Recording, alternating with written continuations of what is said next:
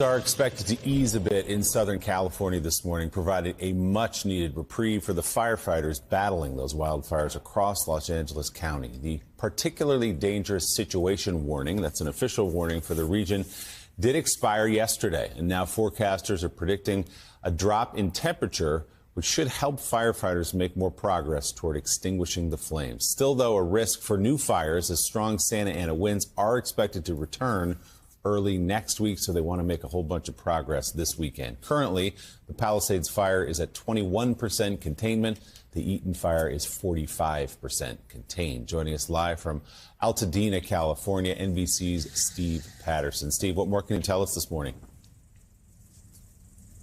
Well, starting with that, finally some good news overnight. That flame fanning weather that we've been in for the better part of a week is over. The red flag winds is over. The particularly dangerous situation, as you mentioned, is over. We were expecting maybe 30 to 50 mile an hour wind gusts in areas, even at lower elevations, which would have obviously fanned the flames even further. Mostly, we dodged a bullet there. There were a few spot fires, a few burning embers in particular places. Firefighters very on top of that, dousing them almost as soon as they sprouted up. What does that mean? It means it's good news for the containment of the large fires that we've been monitoring. The Eaton fire, as you mentioned, now 45% contained. That's the fire that I'm standing in. That's 10% more than it was just yesterday. That is great news, of course, for firefighters doing everything they can to manage the hot spots so people can move back or at least see where their home was devastated. Obviously, rebuilding and moving back is going to take quite some time. And residents now frustrated about just being able to see